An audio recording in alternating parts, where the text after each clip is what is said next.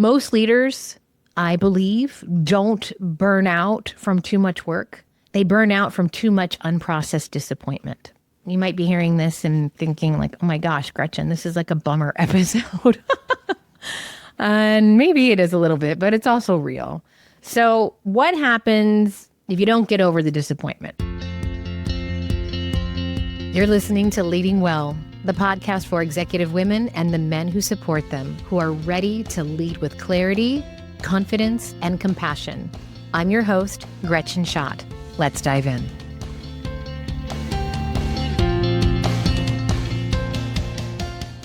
Hey, thanks for being here. Today, I want to talk about disappointment.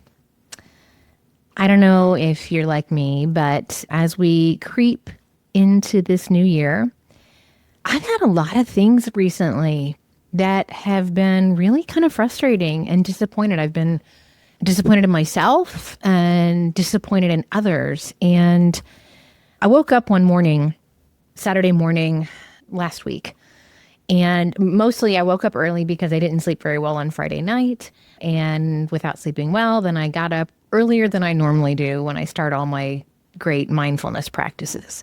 And I was just frustrated. I was kind of pissy and angry. And I was trying to figure out, like, why do I feel so unrested? Why do I feel so out of it? Why do I feel so scattered and unable to focus and just carrying a lot of heavy feelings? And what I recognized was that I was feeling really disappointed. Some things have happened in some relationships that I have that was disappointing to me. Some things at work didn't work out the way that I thought they would. And so that's been really disappointing. And so when I finally recognized that, like, hey, this is what's going on, like, I'm disappointed. Of course, the first thing I thought of is, like, how many times have I, as a mother, said to my children, I'm not angry, I'm just disappointed, right?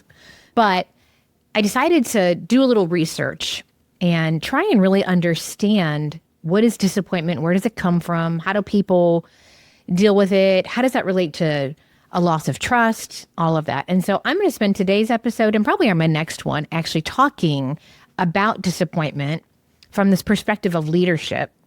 And today I want to focus on, how do we process it? Why do we as leaders kind of skip over it? What happens when it goes unprocessed or undealt with? And then kind of how to move through that with integrity and hope. And then my next episode, when I talk about this, I'm going to really focus on that idea of disappointment leading to a loss of trust. But today, I want to just kind of dive in and share, honestly, some of what I've learned about disappointment. So I thought it was interesting to recognize that disappointment is one of the most common leadership emotions, and it's one of the least processed. So disappointment is the gap between expectation and reality, right? It shows up when I hope for something, or I trusted someone, or I believed an outcome would look a certain way, and it didn't. And so psychologically, disappointment often is a blend of sadness, meaning a loss of something that we'd hoped for, grief, something that meaningful that just didn't happen, anger, sometimes at ourselves, sometimes at others, and shame, like I should have known better, right? So all of those kinds of emotions lead to us feeling disappointment. But unlike fear and anger, disappointment, at least for me, is quieter. It's heavier. And so when I really thought about that, I tried to think about, so why is it so hard to get over, right? Like, why is it so hard to get over being disappointed with someone? How do I get over being disappointed with myself, right? And I think that disappointment sticks because it attacks meaning over our mood. I might talk about disappointment as like, it's a mood. I'm feeling disappointed, like it's a mood. But really, at the heart of disappointment, why I'm disappointed? Because it's attacking meaning as to what I hoped for, what I expected, the outcome. And there's some research around emotional psychology that shows that disappointment lingers longer than frustration. It's harder to name, and it often goes unprocessed because people minimize it. I do this too. It's fine. I'm okay. I minimize my disappointment thinking as a good leader, I just kind of need to get over it quicker. But disappointment isn't always easy to get over quickly. And Brené Brown, who I absolutely love, she talks about unacknowledged emotions don't disappear, they go underground. They show up as cynicism, disengagement, emotional distancing. And she says things like, we say that we're over it, but we're not actually over it. What we're doing instead is we're putting up armor, right? We're ready to deflect.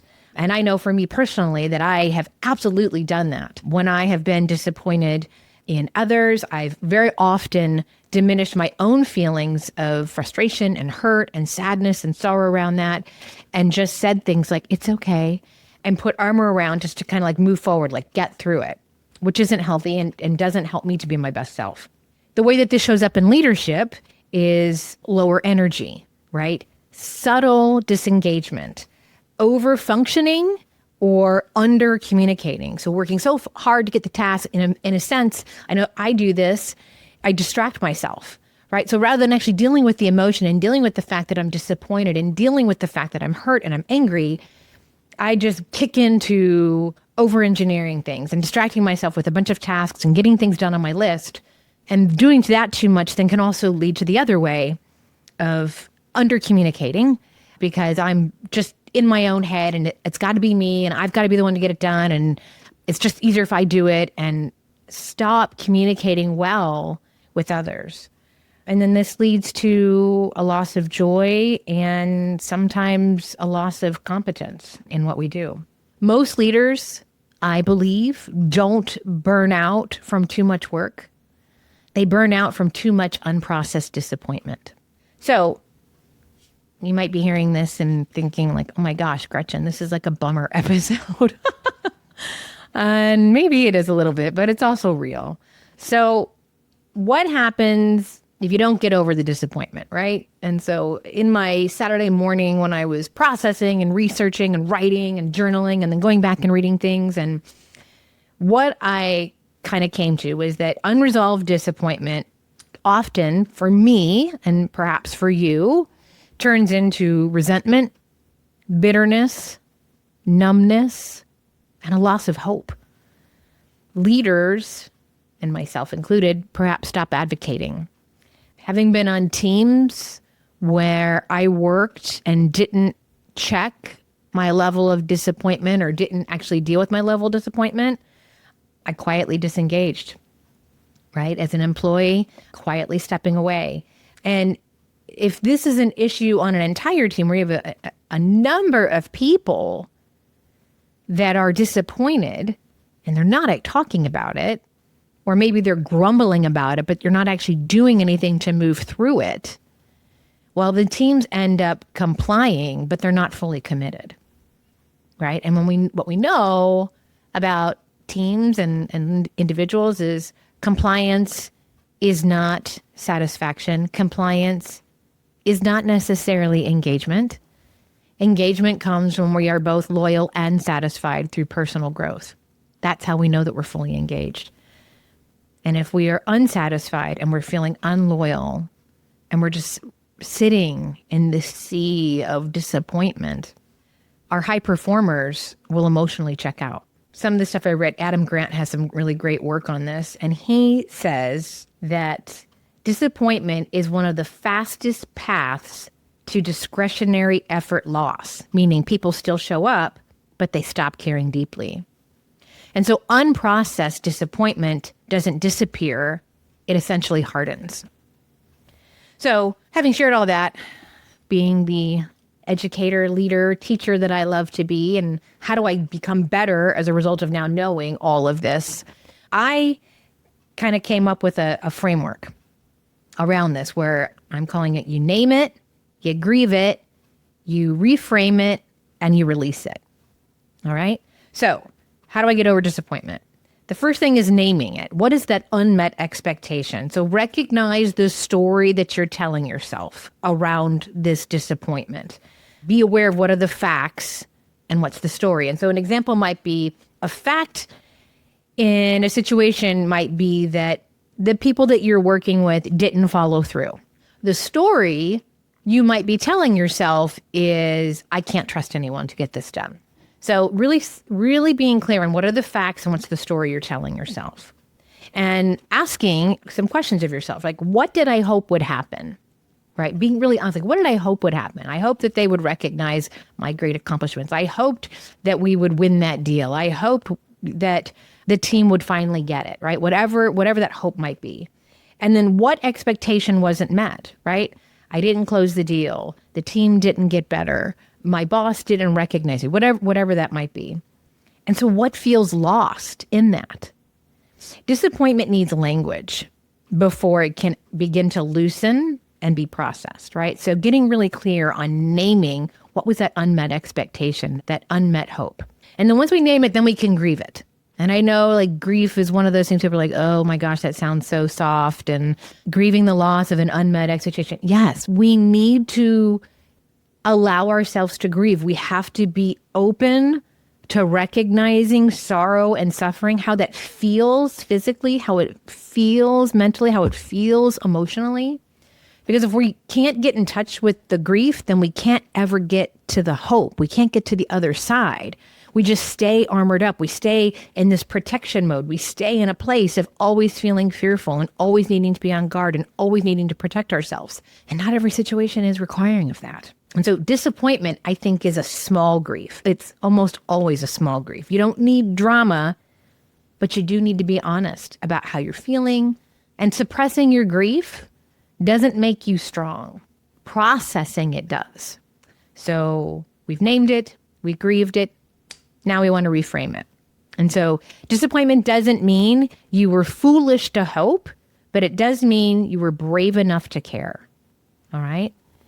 And hope isn't the problem. Unprocessed disappointment is the problem. And so ask yourself, what values do I refuse to abandon with this? What kind of person do I still want to be? Even though I'm disappointed, and even though now I recognize I was angry with myself, or I recognize I was angry with them, I recognize these facts, and I recognize this is the story that I'm telling myself. So what kind of person do I still want to be going forward? And what will I release now as a result of that? What will I shed? What will I allow myself to hold on to continue to make me stronger? But what isn't serving me? What stories am I telling myself that no longer serve me, and I can just let those go? And so in the reframe, we move towards then releasing. And if we can reframe, this is kind of where disappointment can turn into wisdom for us. When we release, you decide what you're going to carry forward. Where am I still guarding my expectations? And asking yourself, like, guarding my expectations, is this a smart and wise decision to protect myself because this person or this situation has continued to show me like this is something where I need to protect myself? Or am I choosing to protect myself because that feels like the right thing to do so that I don't have to deal with the fact that this is making me uncomfortable? Who or what disappointed me more than I admitted originally? So to release it, like recognizing how this really was surprising to me, how this took me off guard, this took me off balance more than I care to admit. And then finally, how will I show up as my best self going forward? Because it's not wrong to feel disappointment, but living a life where you are constantly disappointed is not you being your best self. Your best self is you living and acting in love, loving towards yourself and loving towards others, leading yourself so that you can lead others. So as I shared, I had this like deep reflection on disappointment and how I was feeling disappointed. And then I thought about hope, which is my word for this year. And so I tied this back to that idea for myself. And maybe this will be meaningful for you too. And what I kind of recognize is that hope isn't pretending I wasn't disappointed. Hope is believing that disappointment doesn't get to have the final word. And so with that, I want to leave you with better words than mine, which are his words.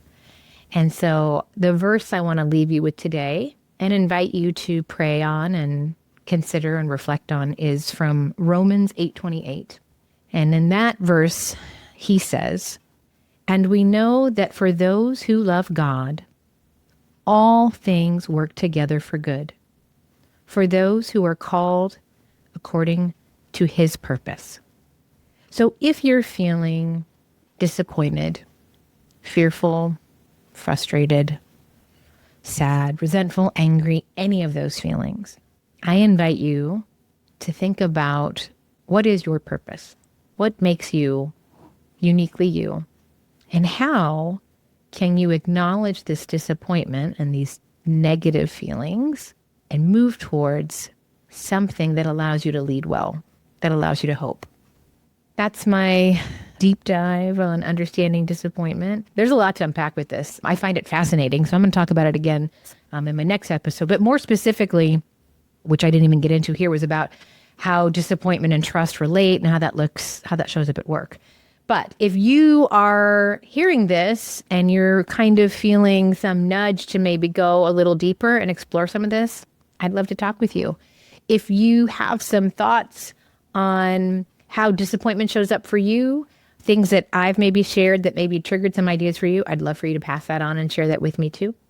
But in the meantime, I hope that you will continue to choose to lead well. Ready to lead well or need some coaching and encouragement? Sign up for my newsletter or reach out for a personal consultation. If you enjoyed this episode, make sure to subscribe and leave a review.